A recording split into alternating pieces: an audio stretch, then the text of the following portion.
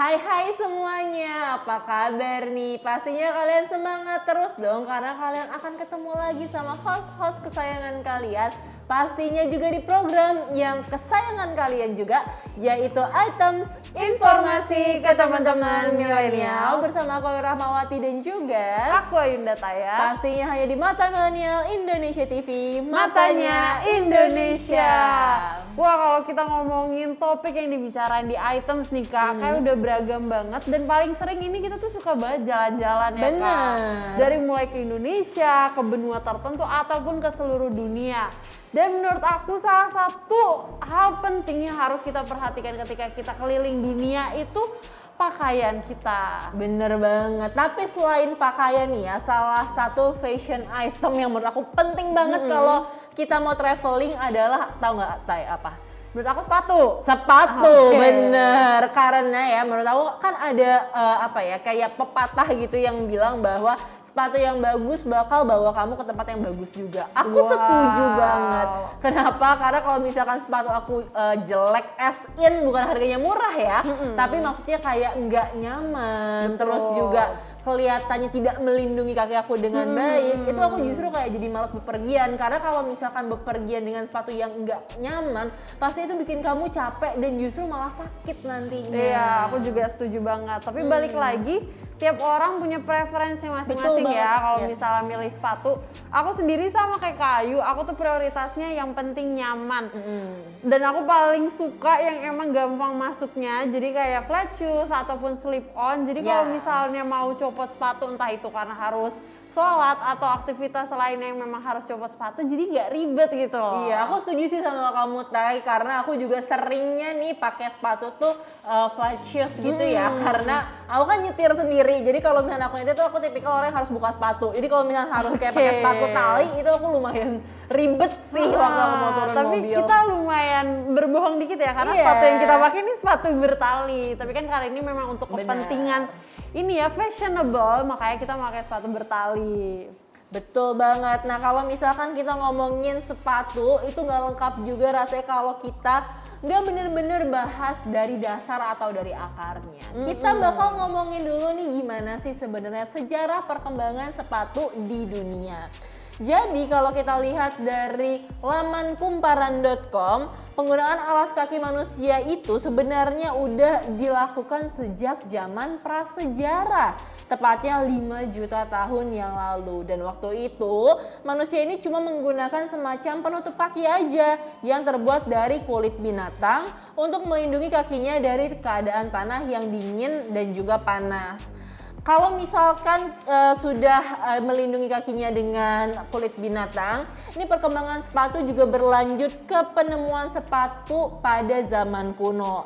Waktu itu 8.000 tahun sebelum Masehi di pedalaman Missouri, Amerika Serikat, ada sepatu yang berkembang nih ya, konsepnya sih sebenarnya belum terlalu sepatu, tapi intinya adalah pelindung alas kaki yang terbuat dari kulit binatang dan juga kulit kayu.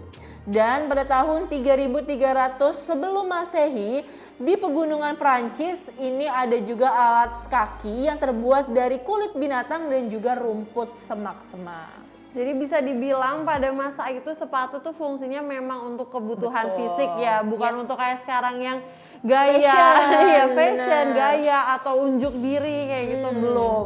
Tapi kemudian sepatu ini berkembang tepatnya ketika ditemukan kembali di beberapa belahan dunia seperti di peradaban Mesir kuno, Viking dan juga Tiongkok kuno. Nah, di peradaban Mesir kuno sendiri, alas kaki atau sepatu ini udah mulai sedikit fashionable karena berhiaskan gambar-gambar di permukaannya. Dan hanya kalangan bangsawan Mesir aja yang bisa menggunakan sepatu ini, sedangkan masyarakatnya hanya menggunakan sepatu yang memiliki banyak tali lalu diikat ke sekeliling betis. Kemudian kalau di belahan dunia lainnya, tentara Romawi kuno ini juga memiliki sepatu khusus bernama Caligay. Ternyata dulu tuh sepatu jadi ini ya, lambang status sosial ya. Dan sebenarnya sampai sekarang juga. Aku baru mau bilang sampai sekarang juga kayak gitu sih ya. Dari brandnya kan biasanya udah kelihatan. Nah selanjutnya ini ya, perkembangannya berlanjut pada 1800 atau abad ke-18. Waktu itu sepatu beralaskan sol karet mulai dibuat dan namanya adalah Plimsolls. Pada tahun 1892, perusahaan karet yang bernama Goodyear dan perusahaan sepatu US yaitu US Rubber Company memulai produksi sepatu dengan menggunakan bahan karet atau juga kanvas, dan itulah yang menjadi cikal bakal sepatu yang kita pakai sekarang nih Tai, sneakers. Dan pada tahun 1917 sepatu Keds juga menjadi sepatu atletik pertama yang diproduksi secara massal. Wah, sampai sekarang juga ngetren sih ya sepatu betul. Keds. Dan gak hanya Keds aja, tapi ada salah satu brand sepatu atletik juga yang terkenal sampai sekarang dan memiliki sejarahnya sendiri. Di mana pada tahun 1924, Adi dan Rudolf Dassler ini membuat sebuah perusahaan sepatu di Jerman. Namanya agak sulit untuk dibaca, jadi ada di bawah sini, kalian bisa baca sendiri. Yang kemudian berubah namanya sekitar tahun 1940-an yang sekarang kita kenal sebagai Adidas. Kemudian pada tahun 1950, sneaker menjadi sepatu yang paling banyak digunakan oleh anak-anak muda di seluruh penjuru dunia. Memang awalnya nih kayaknya remaja-remaja, anak-anak muda aja ya, tapi sekarang orang-orang dewasa juga kayaknya udah make juga.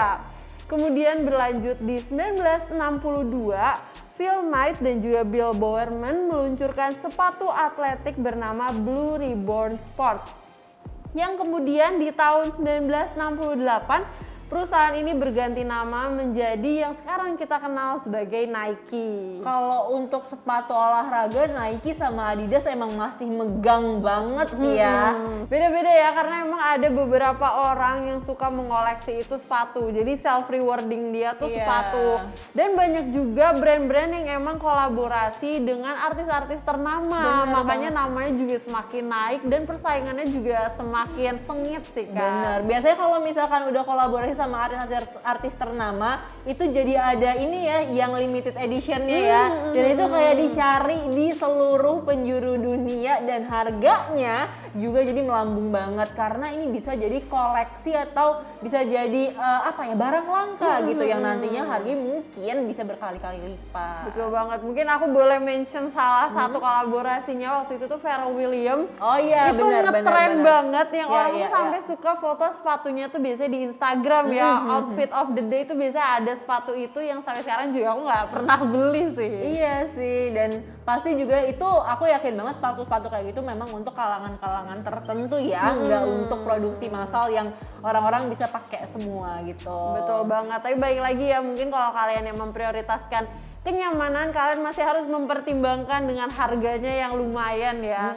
Tapi betul. bagi kalian yang emang kolektor, mungkin ya nabungnya harus banyak, harus hemat-hemat duit karena mereka itu nggak murah. Bener banget, dan ngomongin masalah sepatu nanti juga kita akan bahas mengenai jenis-jenis sepatu yang perlu kalian ketahui, apalagi kayak buat kita nih Tai, perempuan-perempuan rempong ini kan biasanya kalau beda occasion, beda acara, sepatunya juga beda ya. Betul banget. Dan laki-laki tuh juga ada Kak, sepatu-sepatu tertentu untuk occasion tertentu. Jadi bagi kalian yang penasaran, jangan kemana-mana, tetap di Items. Informasi ke teman-teman milenial.